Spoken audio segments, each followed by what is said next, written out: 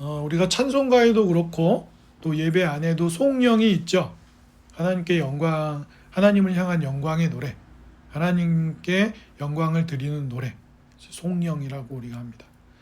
웨스트민스터 소유리 문답은 인간의 제일된, 인간의 삶의 최고의 목적이, 그러니까 먹고 살고 돈 벌고 공부하고, 그거는 부차적인 거고, 어떤 인생의 목적을 위해서 그것들을 하냐라고 얘기했을 때 하나님을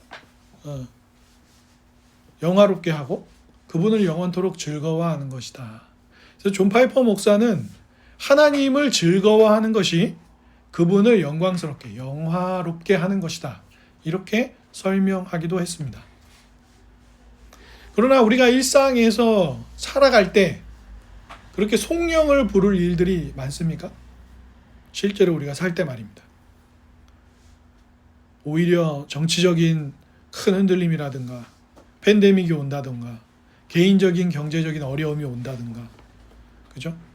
관계 때문에 어렵다든가 집이나 자녀 양육, 부부관계 등등으로 사실 우리가 하루를 이렇게 24시간 보내다 보면 송영을 부를 일보다는 오히려 탄식하고 하나님 앞에 원망하고 도와달라는 요청을 하는 게 우리의 일상에는 더 가까울 것 같습니다.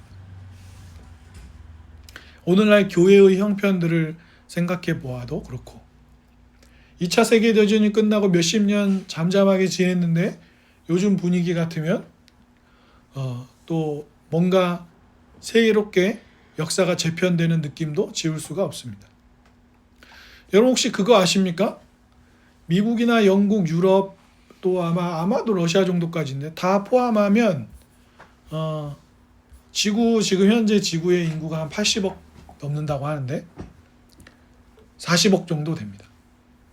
전 세계 지도가 이렇게 있으면 한국과 일본, 중국을 포함한 인도네시아, 말레이시아, 이 극동아시아 쪽의 남쪽까지 포함한 아시아 지역은 이만큼인데, 세계 지도 안에서 나머지 미국이나 미국 대륙, 북미, 남미, 그 다음에 유럽, 러시아나 이 위 지역까지 다 합치면 여기만 따로 표시를 하잖아요. 한일 중이랑 그 다음에 여기 말레이시아랑 여기 베트남이랑 이렇게 밑에 아시아 지역들 하면 여기가 훨씬 작잖아요, 세계 지도 안에서. 근데 인구수는 반반입니다. 이 동남아시아랑 한중일이랑 여기 말레이시아 이런 데 다 합치면 40억이고 인도 빼고도요. 인도랑 나머지 다 합쳐도 40억 반반이에요. 그러니까 만약에 예를 들어서 한중일이 경제적으로 우리는 좀 잘 소통하면서 지내자, 그러면서 나머지 말레이시아나 베트남이나 이런 데까지 경제 공동체로 함께 간다. 그럼 굳이 미국이나 유럽한테 뭐 고개 숙일 필요 없습니다. 이 안에서 해결이 됩니다. 그리고 더 나은 건 훨씬 가깝죠.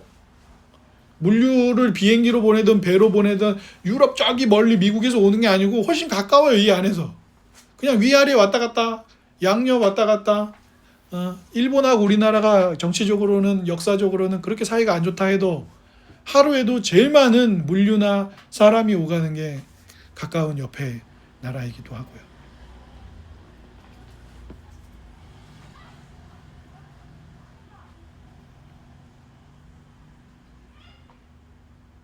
그러니까 우리가 살아가고 있는 세상이 지금 그렇게 급변하고 있는 거예요. 이제 그 시각을 가진 사람들이 생기는 겁니다. 그럼 우리 미국한테 그렇게, 물론 계속 관계는, 외교라는 거는 끊을 수 없죠. 계속 잘 해야죠, 지혜롭게.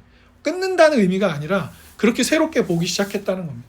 전에는 그냥 미국이면 쩔쩔매고 유럽 선진국이라면 쩔쩔맸지만 지금은 이 아시아권 안에서도 충분히 그만한 인구가 있고 그만한 소비를 할 여력이 있고 그런 게 있다는 거예요. 그렇게 새롭게 세상이 재편되고 있습니다. 이전의 것들이 그렇게 바뀌고 있어요. 그리고 바뀌는 중에 AI가 등장하고 AI가 어떻게 써야 되냐, 뭐 저작권이 어쩌냐, 그런 세상이 이렇게 급속도로 바뀌어가고 있습니다. 이런 와중에 이것저것 따라가기 바쁘잖아요. 그런 경제적인 구조의 변화, 공부해야 되고 자기 개발해야 되고 AI를 모르면 안 되고 AI를 잘 활용해야 되고. 그러니까 송영을 부를 시간이 어디 있어요? 이렇게 급변하는 세상에서 빌 게이츠의 말처럼 10년 안에 대부분의 직업은 사라지고 주 2일제가 될 것이다 라고 이렇게 이야기하는 사람들도, 세계적인 리더라고 하는 사람이 그렇게 이야기하는데, 그런 세상에서 하나님 감사합니다, 하나님이 최고입니다, 하나님 영광이 최고예요, 이럴 시간이 많습니까? 아이고 할 시간이 더 많죠. 오늘 본문을 보면 완전한 응답이 없어요. 본문 잘 읽어보세요. 친구조차 배신한다고 하는 자기의 위기 속에서, 그죠? 질병의 문제도 있고요. 원수들의 잔혹한 압박이 있다고 다윗은 고백하고 있습니다. 가까운 이들이 배신하고 있다고 이야기해요. 그러면 뭘 불러야 되죠? 아이고 해야죠. 언제 송영 부를 시간이 어디 있어요? 그런데 이상하게도 이 시편은 우리가 본문을 함께 읽기도 했지만, 이런 사람이 복이 있어요, 복 있는 사람은 이런 사람이야 라고 시작하고 자기의 고백을 하고, 끝날 때 아멘 영원부터 영원까지 하나님 송축한다고 하면서 송영으로 이 시편이 끝나고 있습니다. 이 시편 안에서 아직 원수들의 문제도 해결이 안 됐고 질병도 해결이 안 됐어요. 그런데 다윗은 송영을 부릅니다. 다윗은 정신이 나간 걸까요? 다윗은 제정신이 아닌 걸까요? 다윗이 송영을 불렀고, 그리고 복을 선언했던 이유 중에 중요한 한 가지는 여호와 하나님은 건지시는 분이고 은혜로 복을 주시는 분이시다 라고 하는 하나님을 아는 지식이었습니다. 요한복음 17장에서 예수님이 기도하실 때 영생은 뭐라고 했습니까? 참 하나님과 그 아들이신 예수 그리스도를 아는 것이라고 그랬습니다. 그럼 예수님이 언제 태어났는지, 어디서 태어났는지, 무슨 말들을 했는지 그런 목록을 안다는 걸까요? 아니요. 사람과 사람이 만나서 사귀면 어떤 구체적으로 너 무슨 색깔 좋아하냐 이런 건 모를 수 있지만, 그 사람과 오래 만나온 인격과 인격이 만나는 거잖아요. 인격과 인격이 이 사람을 서로 경험함으로써 쌓이는 인격적인 만남의 결과라는 것이 내 안에 있는 겁니다. 그게 만남이에요. 단순히 그냥 알고 싶으면 빌 게이츠에 대해서, 일론 머스크에 대해서, 그죠? 트럼프에 대해서, 어떤 위대한 위인에 대해서 우리가 정보가 없습니까? 많이 있죠. 그죠? 다만 그와 인격적으로 친구도 아니고 만남이 없고 그를 잘 인격적으로 아는 건 아니잖아요. 그런데 다윗은 하나님에 대한 정보도 있을 뿐더러 하나님과 함께 보낸 세월이 있습니다. 다윗은. 그래서 하나님을 알고 있어요. 아브라함은 하나님을 믿기는 믿었는데 믿음이 약해진 순간들이 있잖아요. 그러니까 부인을 2번이나 누이라고 속이는 거죠. 왜냐하면 부인이라고 했다가 무력으로 통치하는 세상에서 아내가 아내를 뺏기면 난 죽이고 아내를 뺏어갈 테니까 그 2번이나 그랬단 말이야. 근데 그때 아브라함이 하나님과 동행하지 않았냐? 아니, 하나님이 그를 부르셨고 아브라함은 하나님의 뜻을 나름 따르고 있었습니다. 그럼에도 하나님을 온전히 신뢰하지 못할 때 거짓말한 것이죠. 그리고 나서 나중에 아들 이삭을 바치는 과정을 통해서 히브리서는 그걸 뭐라고 해석합니까? 히브리서에서는 뭐라고 그래요? 믿음의 사람들에 대한 믿음장을 막 11장에서 히브리서에서 믿음으로 삼손은 어쩌고 믿음으로 누구는 어쩌고 막 이럴 때 거기서 아브라함이 이삭을 바친 걸 뭐라 그래요? 죽여도 살릴 것을 알았다. 왜? 내가 준 후손을 통하여 만민이 복을 얻을 거라고 했으니까 하나님이 주신 아들은 이삭 하나밖에 없단 말이에요. 근데 지금 나보고 바치라 그랬어. 하나님 앞에. 마음은 너무 두려워요. 내가 이삭을 너무 사랑해요. 그죠? 그러니까 이삭을 하나님 앞에 어떻게 제물로 드려요? 얘가 동물도 아니고. 동물도 끔찍한데. 가장 사랑하는 아들을. 그러나 그 가장 사랑하는 것조차 하나님 앞에 하나님의 뜻이 있고 하나님이 죽여도 살리실 것이라는 믿음은 부인을 누이라고 속였을 때와는 아주 사뭇 다른 아브라함의 믿음의 결정과 모습을 보여준다는 거죠. 그건 뭐예요? 하나님을 경험한 거예요, 아브라함이. 아, 이분은 반드시 말씀대로 하시고 언약을 지키고 하시는 분이구나. 그럼 다윗에게 있는 소중한 한 가지는 뭐예요? 그거 하나예요. 그러니까 오늘 본문을 시작할 때 본문은 뭐라 그랬죠? 1절 같이 읽어보겠습니다. 시작. 가난한 자를 살피는 자에게 복이 있으며 재앙의 날에 여호와께서 그를 건지시리로다. 네, 여러분 보십시오. 복이 있는 사람은 어떤 사람이라고 했습니까? 이 본문뿐만 아니라 다른 본문에서 복이 있는 사람은 어떤 사람이라고 그랬죠? 주야로 하나님의 말씀을 묵상하는 시냇가에 심은 나무와 같은 사람이라고 했습니다. 여기서는 그 사람이 가난한 자를 보살피는 자라고 이야기합니다. 가난한 자들, 약한 자들을 보살피는 사람, 무엇을 이해하다, 무엇에 관해 지혜롭다 라고 구약에 있는 지혜서들의 시편이나 잠언, 전도서 같은 거 말하는 겁니다. 네, 아가서까지 포함해서 구약의 지혜서들에 많이 등장하는 표현이에요. 즉 관심을 가지고 지속적으로 보살피는 사람이라는 뜻입니다. 복이 있는 사람이. 시편을 5권으로 되어 있는데 시편 1권을 천천히 하나씩 읽어가다 보면 1편, 2편 이렇게 읽어가다 보면 어떻게 사람들이 서로를 공격하고 배신하고 증오하고 죽이는 일들을 일삼는지가 나와 있습니다. 왜 인간들이 이런 삶을 사냐에 대한 시인들의 탄식이 등장합니다. 물론 다윗의 탄식도 등장하죠.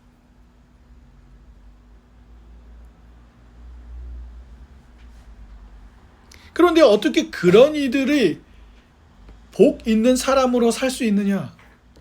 주야로 말씀을 묵상하고 가난하고 약한 자들을 지속적으로 관심을 가지며 보살피는 삶을 살 수 있냐라고 할 때 그 답은 한 가지뿐입니다. 그것은 하나님의 인자하심을 덧입는 겁니다. 그분의 자비하심을 맛보고 새로워진 사람들입니다. 시편 1편에는 다양한 시들이 등장하지만 학자가 연구해서 내놓은 결과에 의하면 56.4%, 즉 시편 1권의 시편의 반 이상이 다 탄식시입니다. 모든 부르짖음과 신음소리, 고통에 대한 호소가 등장합니다. 그게 탄식시예요. 그래서 탄식시라고 부르는 겁니다. 그런데 이 모든 탄식시들 속에서 시인들이 의지하고 있는 것은 하나뿐이에요. 뭡니까? 하나님입니다. 하나님의 호의예요. 호의. 그죠? 나의 처지와는 상관없이 하나님이신 그분이 베푸는 친절, 호의입니다.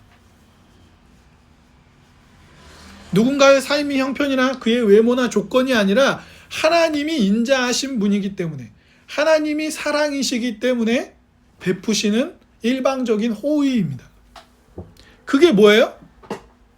내가 인류를 이렇게 버려두지는 않을 거야. 인류의 대표인 아담과 하와가 죄를 범함으로 인류가 타락과 저주 가운데 살겠지만 그냥 버려두지는 않을 거야. 그냥 버리는 게 맞죠. 왜?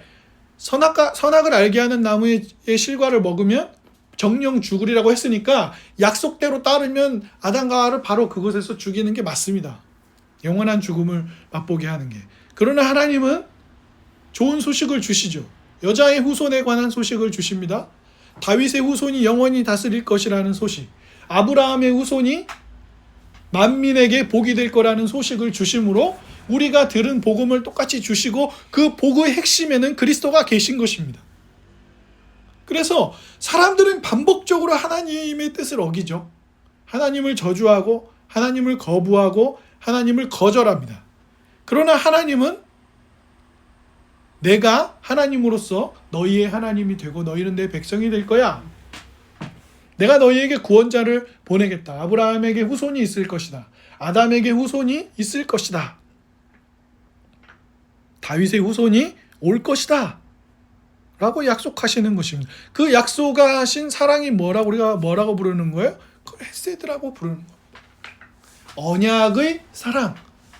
그래서 우리말에서는 인자하심으로 종종 번역하고 있습니다. 구약에서.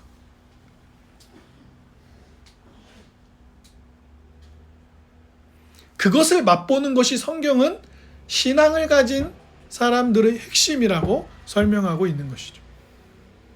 근데 보통 우리가 마주하는 세상에서의 복은 뭡니까? 누가 잘된 사람, 성공한 사람, 복받은 사람이라고 얘기하나요?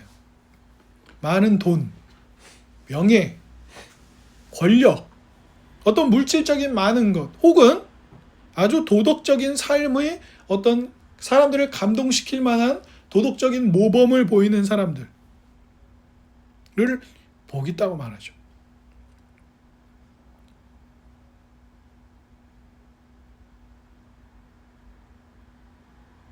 그러나 우리의 길은 둘 중 하나입니다. 그런 세상이 말하는, 또 세상이 시대별로 말하는 그런 성공했다고 말하는 것을 우리가 가지거나 그것을 성취하지 못하면 어떻게 합니까? 애써 그걸 갖지 못한 자기 삶으로 인해 자괴감에 빠지거나 남들과 맨날 비교하면서, 아니면 그것을 가진 이들을 비난하게 되어지는 길들을 가게 되는 거죠. 제가 모든 그 인터뷰의 내용을 세세하게 토시 하나 틀리지 않고 기억하는 건 아니지만, 아무래도 저는 설교자로 사니까 뭔가 이루었다고 하는 사람들, 유명한 사람들의 말을 종종 마음에 남겨둘 때가 있습니다. 근데 박지성 선수도 그렇고, 여러분 왜 박지성 선수 어디 사는지, 박지성 전 축구 선수 어디 사는지 아세요? 한국에 안 삽니다. 영국 삽니다. 런던에 살아요. 물론 여러 가지 이유가 있겠죠. 거기서 오랜 축구 생활을 했고, 감독이나 코치는 아니지만 축구 행정 관련한 공부도 했고, 또 그러다 보니까 생활 터전이 거기였으니까 아이들도 거기서 키우게 되고, 그러니까 한국을 왔다 갔다 하긴 하지만 실제 거주지는 영국입니다. 근데 저는 꼭 그 이유만 있을 거라고 생각하진 않아요.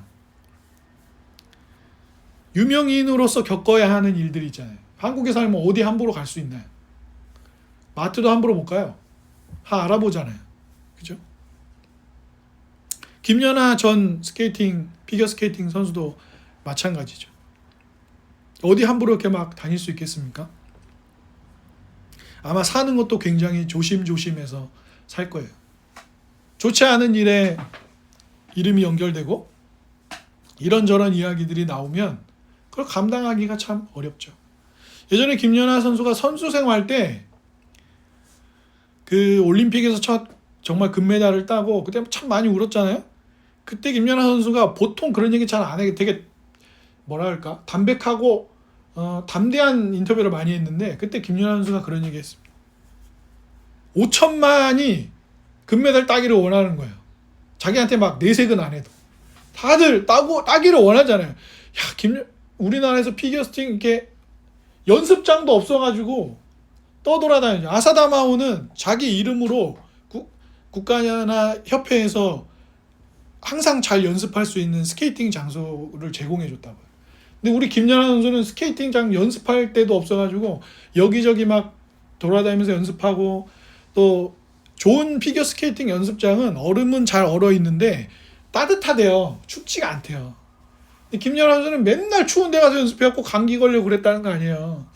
허리 때문에도 맨날 고생했고, 발목도 안 좋고, 뭐 스케이팅 신발을 바꿨는데 뭐가 안 좋아가지고 막 일본이나 막 맨날 다른 나라 찾아다니면서 장인들한테 발이 너무 아프다고 막 발목 부상 당했다고 고치고 그래.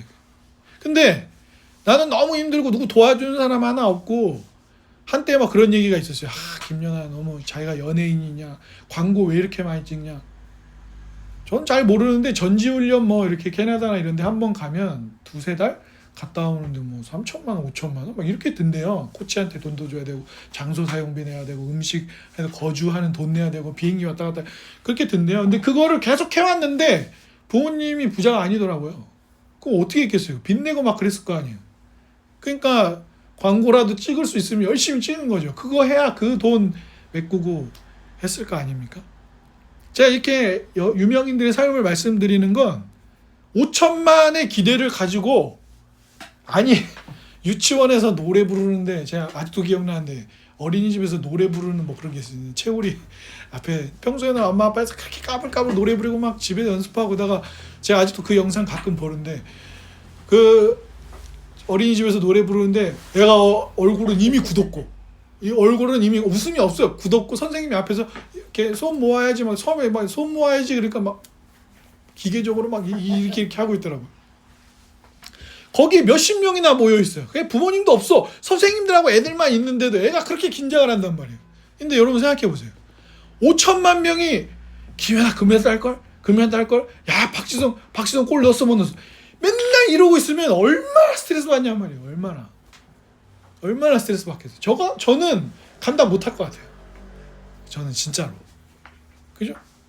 만약에 제가 이렇게, 우리 교우들이 이렇게 있지만, 뭐 예를 들어서 우리 교회 한 500명 있다 쳐요.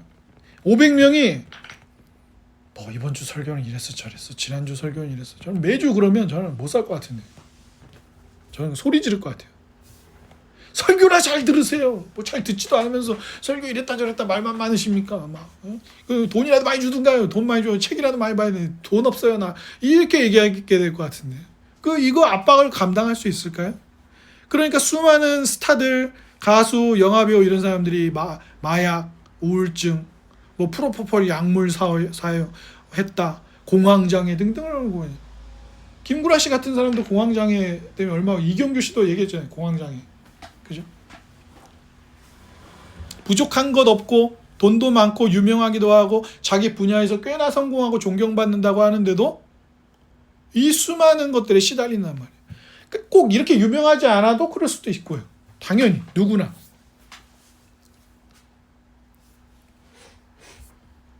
제가 성경 한 구절을 읽어드리겠습니다.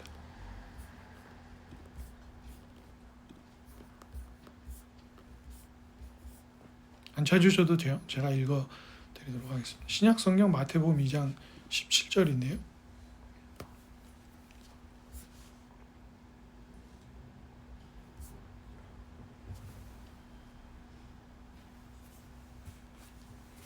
잠시만요. 마가복음인가?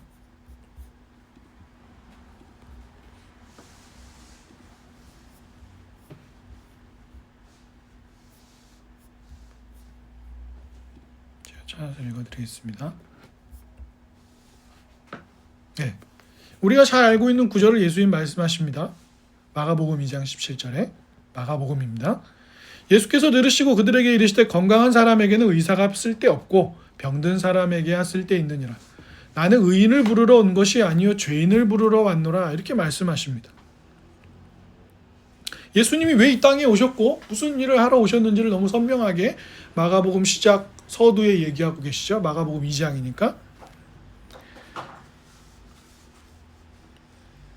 그리고 요한복음 13장 18절에 이렇게 되어 있습니다. 제가 읽어드릴게요. 이것도 요한복음 13장입니다. 내가 너희 모두를 가리켜 말하는 것이 아니니라. 나는 내가 택한 자들이 누구인지 알미라. 그러나 내 떡을 먹는 자가 내게 발꿈치를 들었다는 성경을 응하게 하려는 것이니라. 이게 무슨 자리입니까? 예수님이 발 씻겨주시고 마지막으로 제자들과 식사하던 자리에서 누가 배신할 거라 라고 말씀하시면서 그것을 언급하시는 장면입니다. 그 요한복음 13장 장면입니다.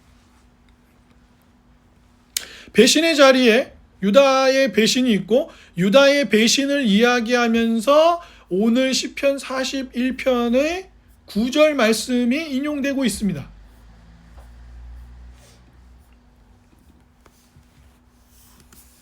그죠? 오늘 9절 말씀에 보면 떡을 나눠 먹던 나의 가까운 친구도 나를 대적하여 그의 발꿈치를 들었습니다 라고 다시 이야기하거든요. 그 배신의 자리에 함께 동참했던 많은 이들이 있었습니다. 그들에게 주어진 은총은 무엇이었습니까? 무엇이 결국 배신하고 죽음을 택한 유다와 배신했지만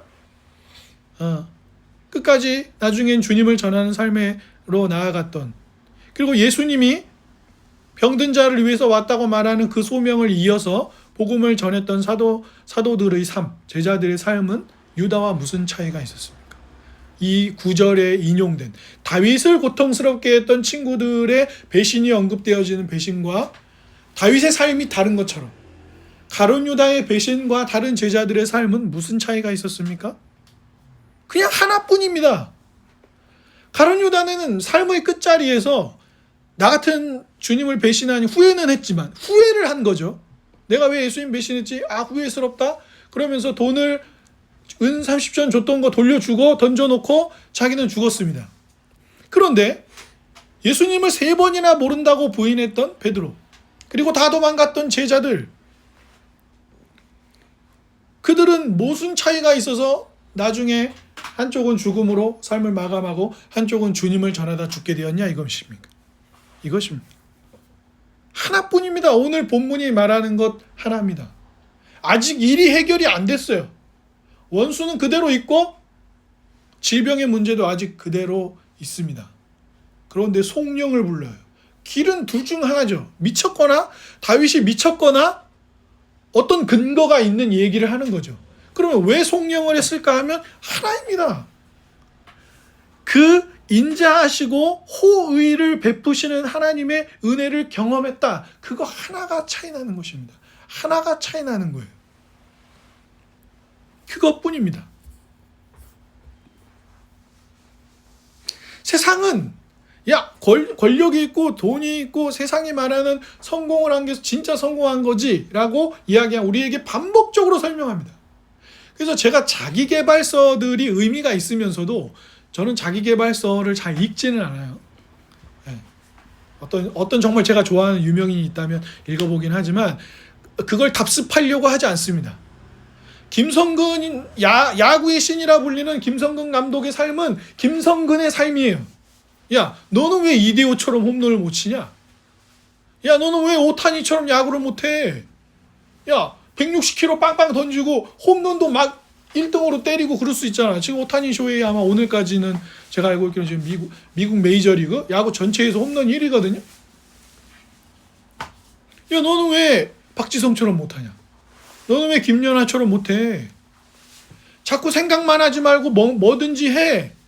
여러분 다 이게 우리가 유튜브나 인스타그램 릴스에 들어가면 끊임없이 나오는 자기 동기부여 영상들입니다. 여러분 제가 막 이런 저런 했어. 한번 해보십시오. 여러분이 다 알고 계시는 그 아저씨 있잖아요. 닥터 스트레인지. 닥터 스트레인지라는 영화를 마블에서 맡은 컴버배치라는 영국의 영화 배우가 있습니다.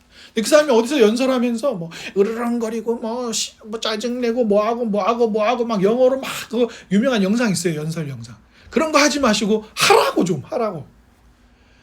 불안해하고 떨고 뭐 어떻게 하고 뭐 이러고 있을 시간에 하라는 거예요. 뭔가를.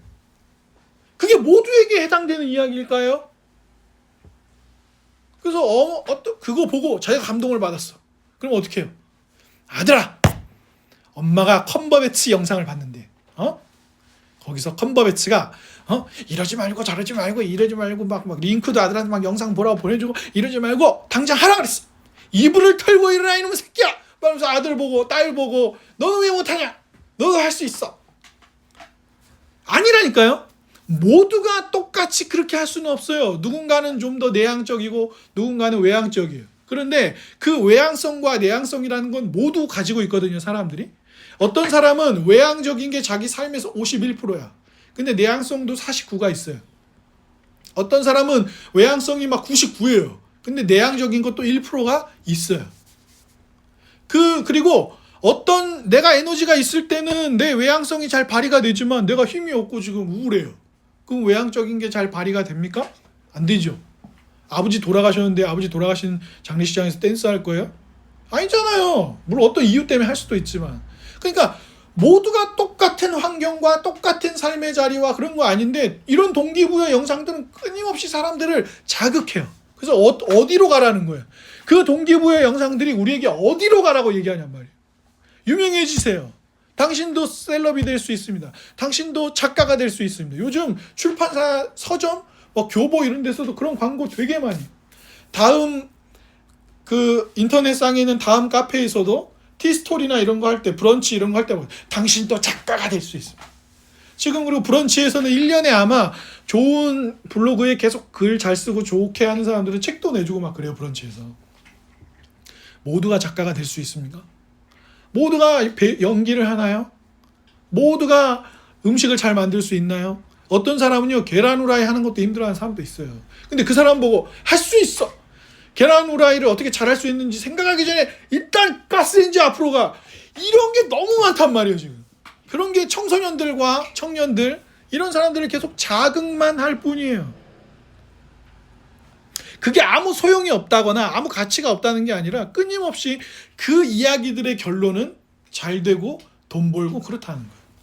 어떤 유명한 사람이 있는데 그 사람은 자기를 그리스도인이라고 빠르게 밝혔어요. 근데 그 사람이 이런 얘기를 했어요. 인터뷰하면서. 자기가 초기에 사업을 막 잘 이끌어갈 때 인터뷰한 사람 물어봤어요.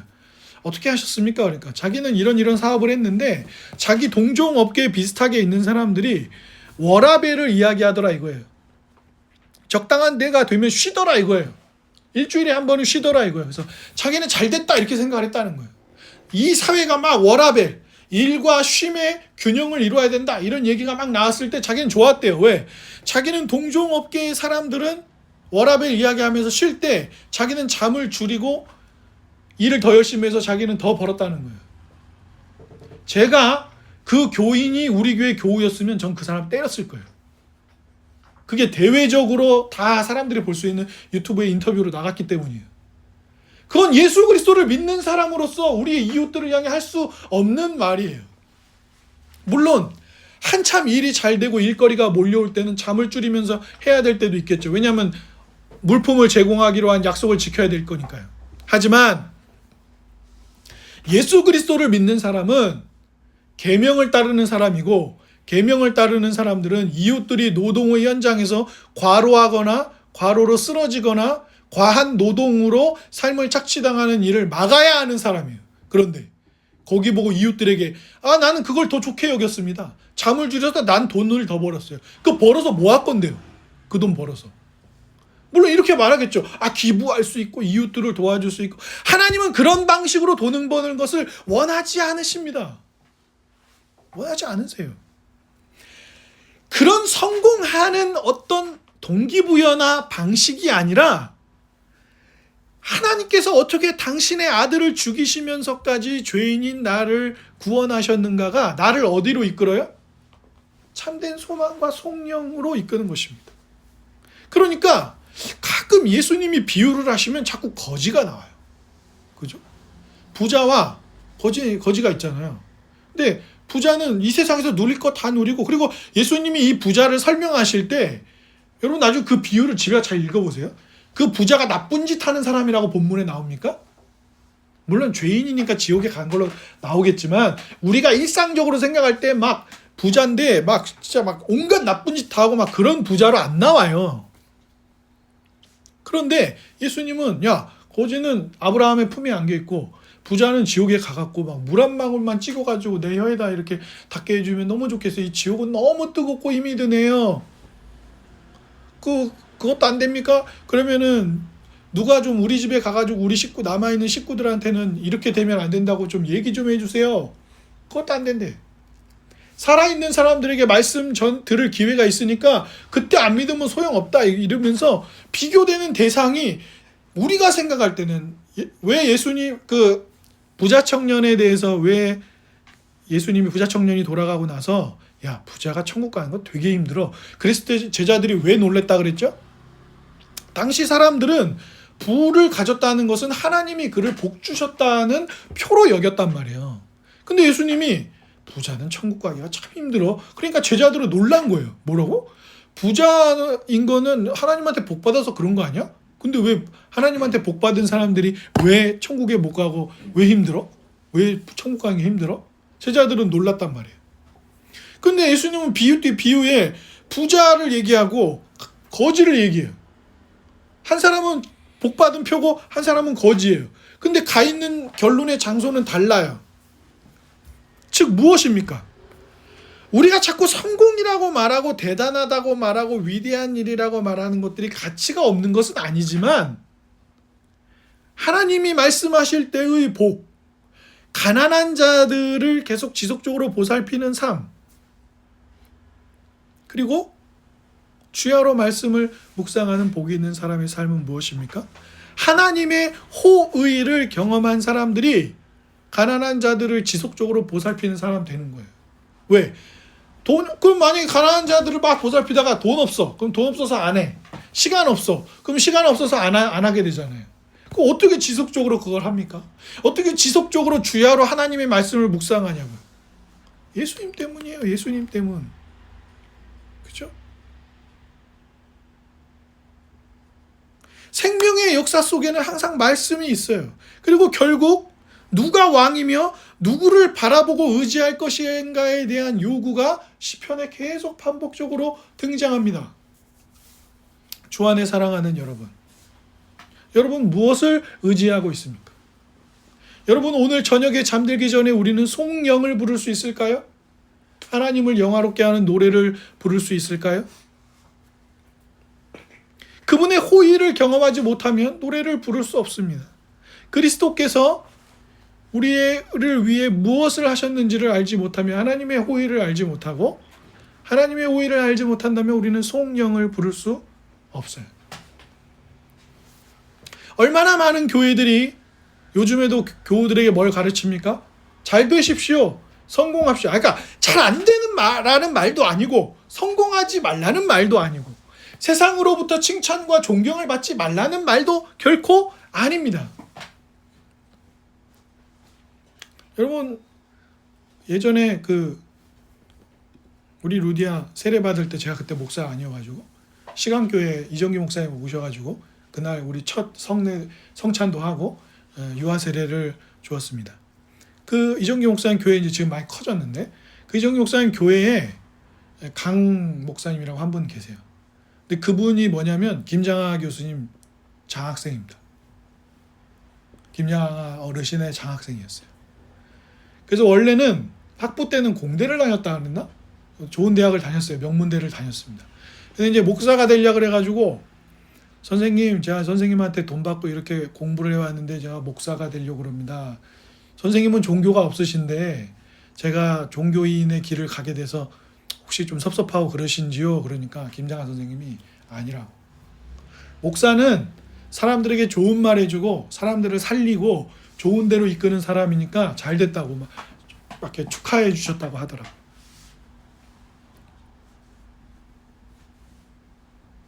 요즘 같으면 누가 아들이나 딸이 목사 되겠다고 하면 너무 좋다 그런 분이 누가 있겠어요. 그 돈도 못 버는 그 일을 왜 하려고 하냐. 저도 채우리가 뭐 그렇게 되길 바라지 않습니다. 예. 우리 집안에서 저 하나로 좋게요. 저는 채우리가 돈을 많이 버는 삶을 살기 바랍니다. 그러니까 사람들은 자꾸 잘 되는 거, 성공하는 거, 장학금 받고 공부했으니까 박사 되고, 장관 되고, 차관 되고, 검사 되고, 사장 되고 이런 거라고 생각하는데 오히려 그 어르신은 그렇게 얘기 안 하신 거예요. 목사 충분히 좋은 직업이야. 사람들에게 좋은 일을 하지. 그 역할을 잘 감당하길 바라네. 라고 오히려 격려하는 어른이 되신 것이죠. 사랑하는 여러분, 하나님께서 오늘 이 시편 41편 말씀을 통해서 우리에게 이렇게 말씀하시는 거예요.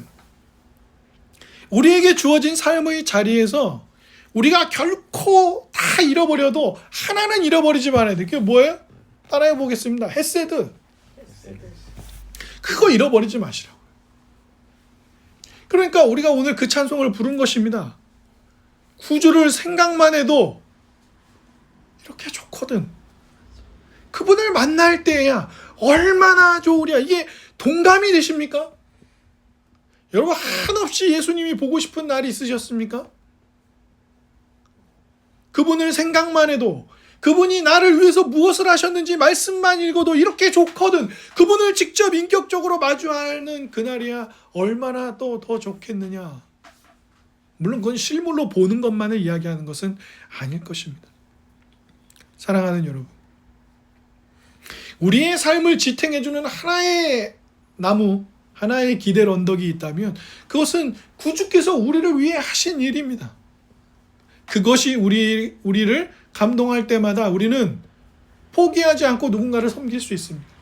우리는 포기하지 않고 우리에게 주어진 길을 살아갈 수 있어요.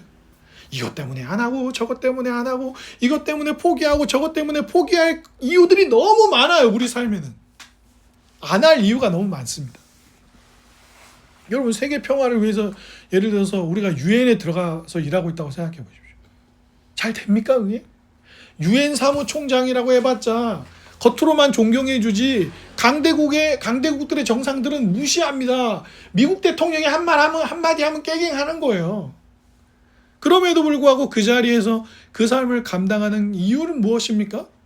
하나님의 호의 때문이죠. 죄인들을 사랑하시는 그분의 끌어안음 때문입니다. 그러니까 다윗은 말하는 거예요. 일이 해결은 안 됐습니다. 그러나 내게 은혜를 베푸시고 나를 일으키시는 분, 나를 기뻐하시는 분이 내가 나를 계심을 압니다. 그러니 나를 붙들어 주십시오. 영원히 주 앞에 있게 해 주십시오. 그러면 뭐 합니다? 송축합니다. 영원히. 왜?